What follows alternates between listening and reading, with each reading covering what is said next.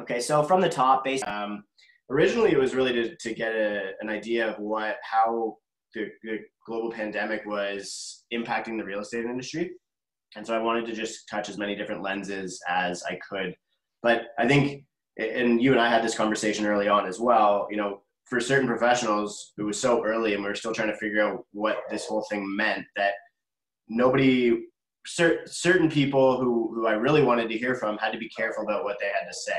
Now things have evolved a little bit more, and I'd say that this is less focused around the pandemic, but obviously still capitalizing on the fact that everybody's familiar with Zoom chat now, and so I'm sort of using this as an opportunity to interview and speak with as many different people as I can about real estate, the economy, Canada's role in the global economy, and just a number of different things. And so I wanted to connect with you to get an understanding for what your perspective is on all of those different things. So if you could just give a brief introduction of yourself and your role and the research that you do for those who don't know you. Okay. I have been at the University of Guelph for 15 years now, teaching in the students in the BCom Real Estate and Housing program. This program is well known to some people. It will be new information to other people, but we've been in the business of teaching undergraduate students about real estate for about 30 years. So we have a fairly extensive alumni network. My personal research tends to focus on the buying and selling process. So my work that's best known is probably on how long does it take to sell. And I'm finding that rather amazing because since I started doing this work, the average time to sell has dropped immensely. And so there's all sorts of questions there about what does all that mean. And so I'm now starting to do some research on what are the implications for pricing and price dispersion. And there's a bunch of interesting questions there that we can talk about at some other time. In terms of my classes, I teach the urban economics class and I teach the real estate market analysis class, which is interesting because the economics class tends to focus on economic theory and the market analysis class tends to apply that theory. So I have about 40 or 50 students who are taking the same class, those two classes back to back. And are they still back to back on the same day? They're on the same day. I think it used to be they were literally back to back, and then I talk for then I would talk for 3 hours, and I used to joke that as bad as the student thinks it is, imagine me that I have to listen to me talk for 3 hours straight. So, but no, they're now separated by a couple of hours, but still, it has been instructive for me to be able to do what is basically an economics class and a business class where the focus is really decision making in the context of supply and demand. Right. And so I have to go into both of the classes and warn the students that I will be using words like profit and competition and prices, and they will mean slightly different things in different classes. Right. And it's that nuance that I think is the reason why business students really should be required to take an economics class, even if they do not enjoy it. But I've developed a set of questions which explains why they benefit from that. And then last winter, when all of this fun happened, I started a new class in teaching sales and negotiation. And that was an interesting experience. And at about the time that I was teaching the difference between face-to-face negotiations and online negotiations, the university shut down. So I actually had them do a case which was designed to be done online that was forced to be online. So Yeah. that's, I yes, actually want to roll back onto what you were mentioning about the time on market for the real estate product, because I know, I think I've mentioned to you a couple of times in the past about how, and I think I sent you a thread or two on Twitter as an example of places that I thought that you could yes. really just add so much value to the interaction. And one of the things that I think a lot of people are really trying to figure out right now is the implications of all of this on, pent up demand, because this is sort of the first time we've seen a shift in timing. The way it happened in the Canadian market was, all these home sales that probably should have happened between May and June, July, let's say, or were stuffed into August, and then, Oh, yes. but that sort of front runs your what would be your fall market. And we've also got a U.S. election, and if I look back at the data, there's a bit of a almost pause in the market during the last U.S. election. I think 2016, October, November were pretty slow, just for people with the wait and see mentality. I guess my question here is, when you think about it on a high level, you think about days on market and how properties are now selling faster than they ever have in the Canadian marketplace. If you were to, and not ignoring the nuance of the economics that you described, but if you were to pick one phenomenon that were to make that be the most prominent driver in the ability to shorten that, is it a function of technology and we're just more efficient at getting the information out there to the market? People can browse quicker. It just shortens the process. Or is it more of an economic thing? Like, is it an innovation, or is it an economy in such that there's such an excess demand that, there's so many people out there looking, and the market's just more fast paced as a result? I think of time on market as a way for markets to adjust to, in the economic terminology, establish an equilibrium. Right. That's my perspective. So I do not believe that there is this vast excess demand, because if there was vast excess demand, you would see list prices going up. Forget about the selling prices. The list prices would go up, and certainly there's some of that. But when I started doing work on time and market, the story was about the radical transformation of information technology from the books that used to be in the real estate agent's office. Yeah. And if you wanted to look at what was available, you had to go look at these big books that were published once a week.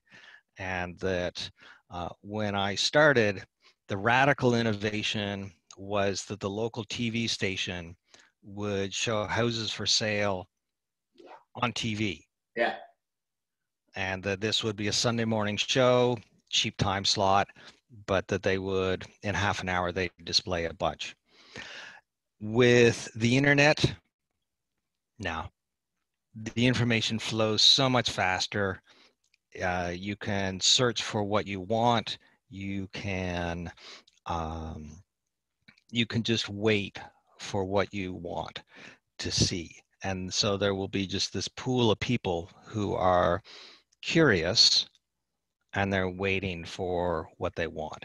And so this is why I think the major transformation from, say, an average time on market of 10 weeks, 12 weeks, that might have been true 20 years ago, to what it's now, 25 or 30 days in the Toronto area. I think GTA is like between 14 and 20 right now, but it's pretty. Okay. So yeah, it's less than a month regardless. Yeah. Just, so I think that's a change in information technology. Yeah, I would agree with that. I think the efficiency has created a market that can move at a much faster pace. And the interesting thing is that both buyers and sellers change. Both buyers and sellers benefit. So buyers benefit because they have a wider selection, but it's also true that sellers benefit because they don't have to wait as long. And so this is why I think it's not a shift of the demand curve, not a shift of the supply curve, but it's really is a change in the technology of bringing buyers and sellers together. Right. Yeah. And it just sort of expedites this price discovery, like you said, finding a new equilibrium. So each time you find a new equilibrium, like which is your sale price, there's a new data point, and we're at a new place in time on the price. Correct. Yeah. Okay. Makes sense.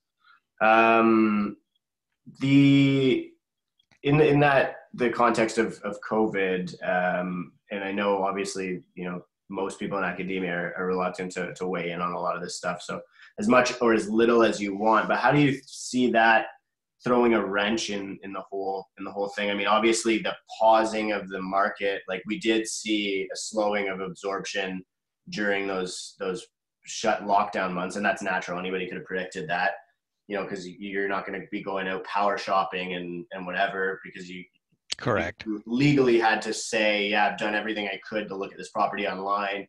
I'm going to wear a mask. It's only going to be me. I'm not going to bring any advisors or inspectors or whatever. And so I guess there's a natural slowing.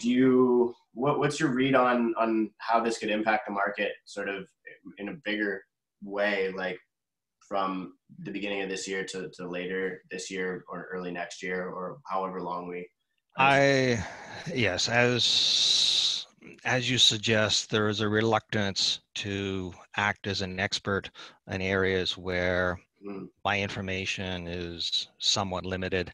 There's also a little bit of hesitancy that amongst academics, if an academic says something in their expertise, you probably should do the opposite. So with that, that's how it works with anything to do with the economics, right? no. Economists are right more often than they're given credit for. Academics worry about certain things.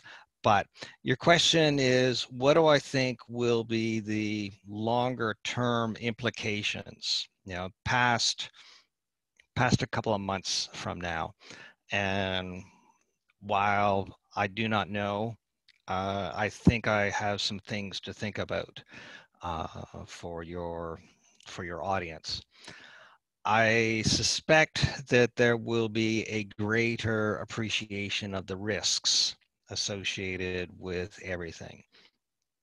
There are a large number of people who realized how close they are to being out of a job, that they may not have the resources to, if they have $2,000, they need to fix the car or they need to replace a major appliance. They now they're more sensitive to the idea that maybe they don't have that cash in reserve. So I think some of the people who might be looking at buying may hesitate a little bit. The second thing is that we're now talking on Zoom. And my guess is that the push for new technology will go even faster. So I think there will be a lot more people using online means to learn about a place. That early on, there were virtual tours where the agent would walk through a property and with their camera and show it off to somebody. My guess is that the people who are in the business of creating professional videos or 360 views of individual rooms, I think they will be busier, and I suspect that will be the technology exists, it's just not prevalent, and I suspect there'll be a lot more of that happening. So the inspection process, my guess is that it will be many stages. The final stage will be that before somebody puts down a load of money on a property, they will want to walk through it. But there are a lot of other non-intrusive methods that you can inspect a property without actually visiting. Yeah, And so I think I think that is a way to go forward that actually represents relatively little change in what buyers and sellers need to know. I think that is a relatively simple change that you could already see happening. for sure. I think agents, just like from my perspective too, like people in my position, a lot of them are actually kind of happy that this happened because it protects the arbitrage a little bit, that information asymmetry that the real estate brokerage industry is built around. You know, so strangely enough, it's actually become something of value for a lot of people in my job. I'm not really one of those people who thinks that. I would love to see our position innovated away, honestly, in the fullness of time, and I think that that is possible. But it's interesting to see the sort of different perspectives on it. You mentioned that we're seeing things like Zoom catalyze the adoption of new technology in the sales side of things. And I guess one of the things that I did want to mention, and this is sort of in the questions that I sent, was, or something I wanted to ask was, how do you see, like, we've seen the brokers that I work, like commercial brokers or big hit guys who never would have worked with technology before in the past, are now all of a sudden, like in the snap of a finger, they're like, okay, yeah, this is necessary. I have to do it because they can't go to the office. So it sort of catalyzed this adoption of technology where it might have never happened before. And there's obviously some implications like that with like things like Amazon, delivery, direct to consumer companies, stuff like that. But one of the things that I have a lot of people asking me about and really wanting to have this discussion are, how is this going to impact the urban economy? Like, so we're seeing, and I understand it's such a difficult thing to, but but if we could just like almost analyze the range of potential outcomes, right? It's like, okay, Yes, there are many people who are giving lots of different bits of advice. I guess the media is now running with the story that COVID-19 is going to make cities dangerous. The new technology has proven that you do not need to live in the city, and therefore people will empty the cities. Downtown Toronto will be, there'll be tumbleweeds running through downtown Toronto. People will travel. People will live somewhere else. There are stories, I think I've heard Bermuda, the Caribbean island, and Estonia are setting themselves up as places to live for people who want to work remotely. right. They're nice places. They will have the infrastructure to deal with it. So those make nice stories. I think they make good media stories. I think they're incomplete. So there are a couple of things, even if I'm not willing to give a prediction of what will be, I think there are a couple of ways to push back on that story. One, in terms of cities being disease-ridden places that people should run away from as fast as possible, that story has been true for decades, centuries, and millennia. During the Spanish flu, New York was a disease-ridden place that people should run away from because of the disease. You may have noticed that New York City is still a pretty big city. Dickens wrote stories about the large industrial revolution cities that were unpleasant, but those cities are still pretty big. And then Rome, Rome did not have the sanitation facilities that we have now. And so it had diseases also. Rome was a big city then, it's a big city now. So there are natural attractions in the city, in big cities, for enough people And so the question is, which types of people are attracted to cities, and how do you work with that? So this is my story that big cities are not going to disappear. Mm-hmm. Um, I would agree with that, honestly. Like, I'm just curious as to, I guess the portion of it that I'm really curious about is like, and then I don't even need almost like a forecasting or predictive analysis of it. I think that I think that you of all people that I know would have thought about a lot of these variables within the urban economy. And so like when you think about that graph that you used to draw on the board with the Y with the, I mean, so if we think about how, the martini glass diagram. yeah, is that what it's called? I don't know. I honestly can't remember, but I loved it. But the proximity to the workplace now, like as a variable in someone's life, or as a Yeah. variable in the urban economy and the equation of housing, is different, right? And maybe it won't be different forever, but at least right now, in this data point and the timestamp that we're in right now, so we're seeing greater demand for houses with a backyard. We're seeing huge exodus of people exiting rentals in the city and selling condos in the city, like and I don't I think And the market. and the local Go ahead. Sorry, no. the local agents in my area outside of Toronto are telling that story. Is that there's a massive increase in demand Right.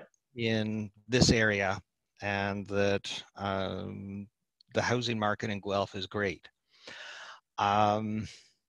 Yes, So I think I that believe after we there jump are into, people.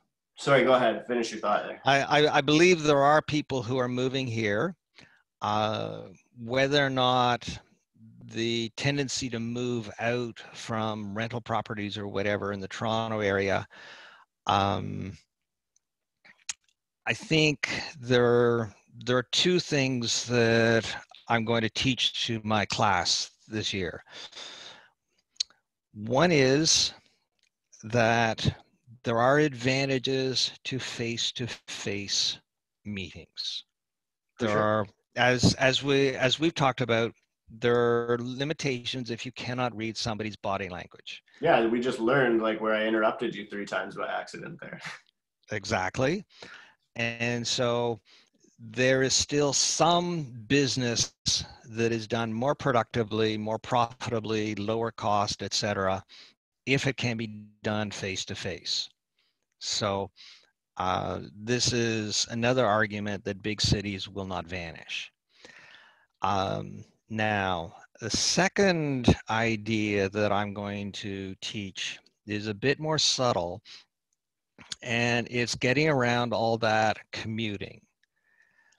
The usual story, or the story that I told my class last year, was that people will commute to a job in the downtown. And roughly that was accurate. I think what the new technology has shown, what the new experience has shown, is that we may break that habit of expecting to go to a job downtown. Now, that was never actually 100% true, but it was good enough. I think what we'll see more often is, instead of people going to a job, commuting to a job in downtown every day for the work week, you might go once, twice, 3 times and do what you need to do. Or if there's a special meeting, you will go downtown. And that's a smaller change than everybody simply leaving the city. Yeah. I almost see it as like a compartmentalization of the actual labor that people are doing. Like, there's a lot of industries that require that really intimate shoulder to shoulder collaboration. And so you have those collaborative days in the workplace, but not every day needs to be like that. And in some cases, if you're thinking about the concepts of like deep work, you can be at home and just grinding away on something that you can focus entirely on and not worry about, so-and-so coming up and interrupting you and breaking your focus. And maybe most people don't struggle with that the way that I do, but it's certainly something that's realistic for me. And I think that now, as we've gone through this whole work from home experiment, you're starting to see the employers really responding and saying, shit, the productivity might have actually not been as good as we wanted it to as a result of this. And we didn't really hear that feedback until, I would say, just now, when they started talking about the opening of the workplace. And there was a lot of, I mean, obviously, especially in downtown, there's a lot of pension fund and huge institutional, I would say, like, maybe that's a little bit of the invisible hand of the market, we might call it, that they really Yes. want to see. And that's an important piece of our Canadian economy, right? And they want to see these cities full again and their shopping malls full again. But I think that the other piece is sorry, go ahead. I think it's more subtle than that. Right. One, yes, there are some people who dislike being annoyed, especially when they're deep in a project with a deadline coming up. But I think you're also seeing evidence that people want just a little bit of socialization. For sure. The idea that everybody is in their home and they communicate electronically,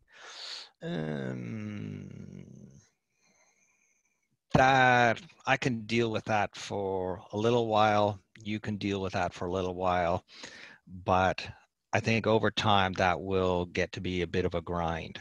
And so this is why my suggestion is there'll be in-between solutions where people will meet face-to-face sometimes. For sure. Now, you said another point, but then, sorry, I forgot. Work productivity, working from home. Oh, yes. At the moment, I think working from home looks like a fairly good option. It looks fairly good because people are doing the things that they were used to doing. Right. But the really interesting stuff is when you have a new idea. The really interesting stuff happens when you are developing something creative or different. And that takes time. And I think being isolated, those kinds of activities are probably not happening as much as before. And so this is why I think for a longer term, face-to-face communication some of it will be found to be valuable, but for a couple of weeks or a couple of months, no, I don't need to see my co-authors. I don't need to see my coworkers. But on a longer term basis, it would, that's the value of face-to-face stuff, is getting new stuff, new ideas. And we're still fairly early on in this process. How does this trickle down, like, into the urban economy then? Like, if you think about, let's say a patron now is going in, as you mentioned, in a potential example, 3 days a week, right? So that's, the reduction of 40% of the amount of lunches, let's say, that or dinners that they're going to be buying at a restaurant in the city. I mean, is there any way to really quantify the impact if you were to guess, like, on a one-to-one basis? Or like, how do you, because like we're already seeing a lot of these small businesses exit the market, and probably a lot more are going to, especially if we go back to phase 2 in Toronto. So, I mean, there's this, I don't even know if you would call it Darwinism, because it's really not. Like, I think a lot of these businesses deserve to survive. No, I think picking on the example of restaurants is interesting, right? Because that shows the many parts of it. Yeah. I also think, like, restaurants, sorry to interrupt you there, but restaurants serve as a good canary in the coal mine from my perspective, because I always just think they have one of the shortest supply chains, right? So all they do is get food and they make the food and they give it to the person. Whereas, like, it's not a huge manufacturing process. And so they're really intimately involved. And then their turnover of product is like, you're not selling a big, $100 thing. They're selling a single meal. And so they're going to get hit with the impact of this in a much shorter timeline than a different type of retailer, right? So, but sorry, I just wanted to add that before you continue. Yeah, no, that the supply chain part is that's an interesting analogy because then whatever the effect is should show up there faster. Right. The challenge with using the restaurant or restaurants as an example is that restaurants are notoriously unstable. Yeah, Uh, the failure rate in the first year or two of restaurants is incredibly high, even in normal times. for sure. And so uh, that's the first problem. Um, so I would expect to see normal turnover and,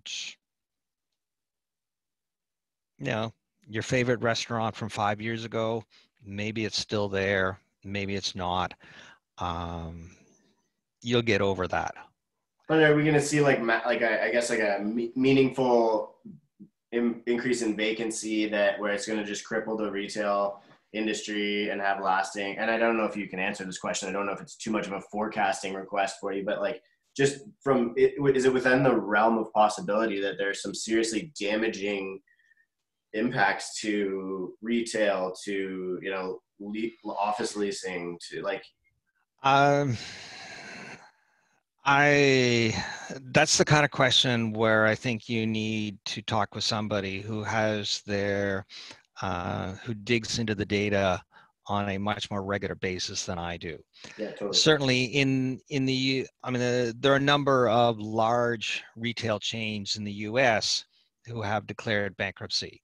Um, what is it? J.C. Penney, Brooks Brothers, I forget who else Couple of those. has. So these are well-known names that ran into problems. And Right. early on, there were a of couple of retailers who said, shutting down. If you shut down the mall, we're not going to pay rent, and they did that preemptively. Um, so there are some nuances there in the discussion where I'm not part of those conversations, so I don't know what other Yeah. people are thinking of.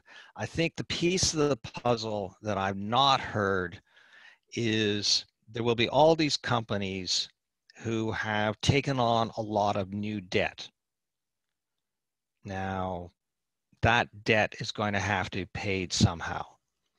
A lot of the companies, roughly, they were forced to lay off most or all of their staff.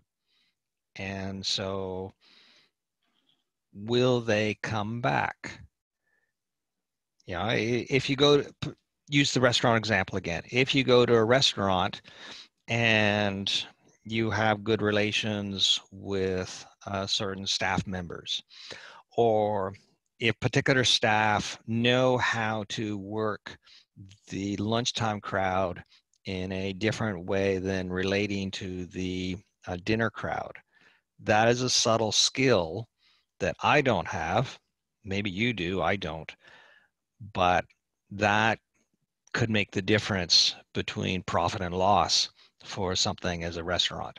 Yeah. So even if the supply chain is fairly short, and I agree with that, the human capital that you may or may not be able to get back is something that I think is going to become important. Mm-hmm. Mm-hmm. Yeah, I would say that I think that there's always been this discussion about the automation away of unskilled labor. But I would agree with you that I think that there's a lot more critical thinking involved in those type of roles than people give them credit for, honestly. And um, I I'm very interested to see that the way that the restaurant and retail world takes shape after this. Oh, I talk to our students. I talk about how or I give them advice on how to write their resume. And we have enough of our students who have worked in restaurants and worked as sales clerks at various retailers. The advice that I give them is, yeah, you think you are just a cashier, you think you were just taking orders and delivering food to the table. But that's true for most of the time. Now, what do you do with an angry customer? Right. Do you learn? That is a skill that you learn in a very public environment in retail. And if you don't have that skill, then the retailer may lose a customer. You Mm-hmm. probably forget about it the next day.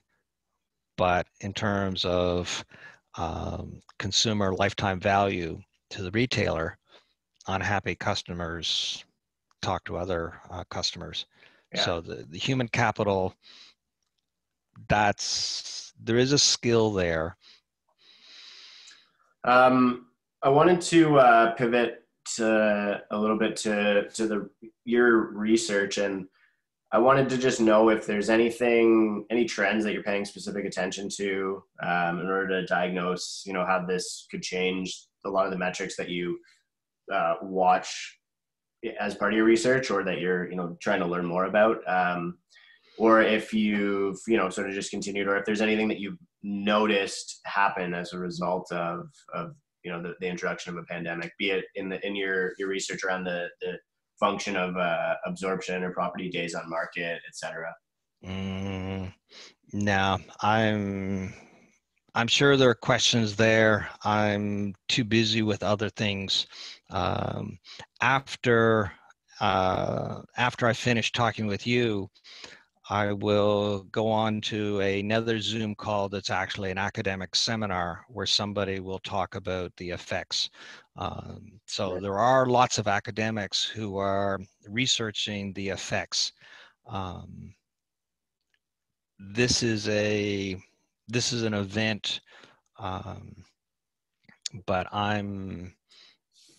there are interesting questions that I will use to motivate other questions, but my research tends to focus on more fundamental issues.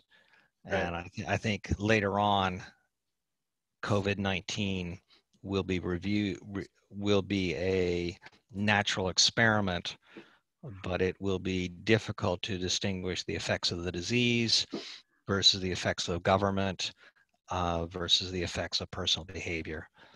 It might be decent, it's tough because our economy is so dissimilar to the United States, but I think that it'll be interesting to see, because we will have a pretty real example, given they've Oh, elected essentially to not lock down, and it appears that we likely will end up locking down again. And whether or not that whole thing is just going to be like, throwing your kids all in the same room when one of them gets chicken pox, and now all of a sudden you like, maybe they're going to be more prepared to help the world after this. And I don't know if that's their hope or what, but I'm interested. no, I have a number of friends who teach in the U.S.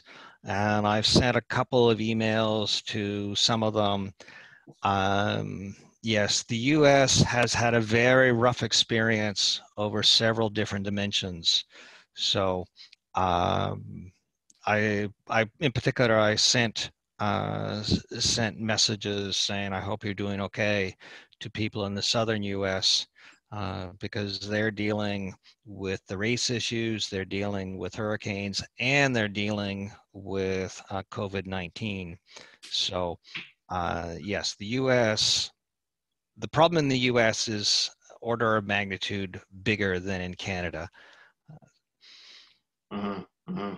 Yeah, that's where it's difficult to kind of draw any sort of actual quantifiable, like, comparison or contrasting or parallel or whatever, because it's so, I mean, I guess we're just so vastly different.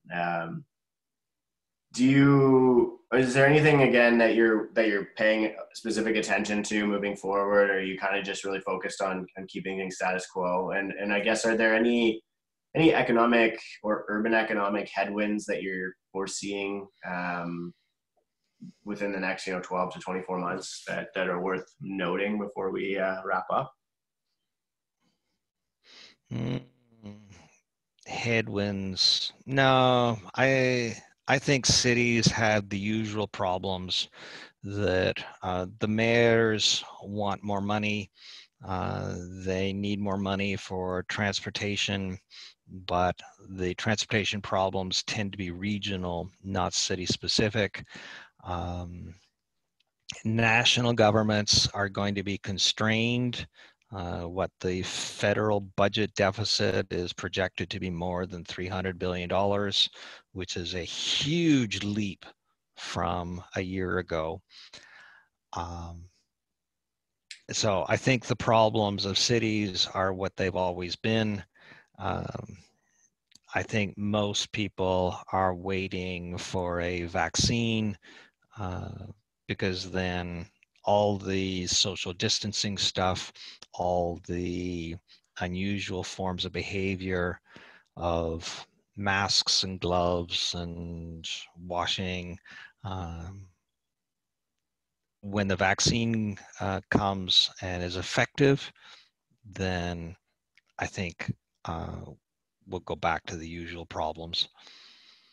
Yeah. Okay. So you would anticipate more than anything like a return to normal in the fullness of time, or more of a finding of the new normal. I don't want to put words in your mouth. That's why. Yeah, no. I mean, what is normal? Yeah. I mean, well, I think uh, I think there has been a demonstration effect right. of what everybody has lived through for the last couple of months, of what can work versus what the previous experience was. And so I think there will be a demonstration effect, but we're always learning new things. Yeah. And a year from now, 2 years from now, there will be something else that will have an effect. Yeah. But um, Okay. Is there anything else you wanted to add before we wrap up? Like anything that we didn't discuss that you wanted to? no. No. Um, Okay. if you want to tell your audience that we have a bunch of eager students who are looking for jobs, Yeah. they are eager. They're very passionate about the industry. Yeah. Um, they're I'm getting better at breaking down the barriers on Zoom calls so that I can get more interaction. Yeah. Um, but they often teach me little things. Yeah. So we have a lot of very energetic, enthusiastic, entrepreneurial students. Um, Somebody should hire them. Yeah. If you want to send anything my The next direction, generation. I'm happy to help them out in any way that I can. We're hiring on more on the variable cost stuff right now, like for Yeah. sales teams in both the advisory and finance side of things. So if you want to connect. No, but I find it interesting that I'm in the middle of a couple of conversations of groups trying to develop the next generation of real estate leaders. Right. And it is interesting how there are a number of groups who see this as the way forward. It's clearly the current generation, me, maybe you, have not solved the world's problems. Mm-hmm. And so the next generation has the new set of ideas. And it's an interesting job teaching the next generation. I can only imagine. I would love to do it, honestly. So that's In the fullness of time, yes. yeah, for sure. I got to learn a little bit more shit myself, I think, first. No, this is the interesting thing about being a teacher. There's always much more to learn. Yeah. Expertise is always relative, and as they used to joke about the high school math teacher, um, all you have to do is read the textbook a day before the students do, Yeah. and then you can do Yeah, I like that philosophy. not a great job, but an adequate job. Yeah. I get the feeling that's not your strategy, but I think you know what you're doing. But Thank you. Yeah, I'm going to pause the recording after this, but I just wanted to say thank you so much for your time. I really appreciate you taking the time to speak with me and provide the insight. I think it's going to be valuable to a lot of people, just in regards to a couple of the different things that you mentioned, and having your experience as a researcher in regards to the housing side of things, and then also in given that you do some instruction on the urban economic side of things, I think you really shed some valuable insight there. So I'm looking forward to getting this out. Hopefully, yes. Okay. It's an interesting problem. Yeah, it is. It is. I'm very curious to see how it all plays out. Maybe you and I can circle back in half a year or a year and see how right or wrong we were with some of these assumptions. Dan, I'd be happy to. Okay, awesome.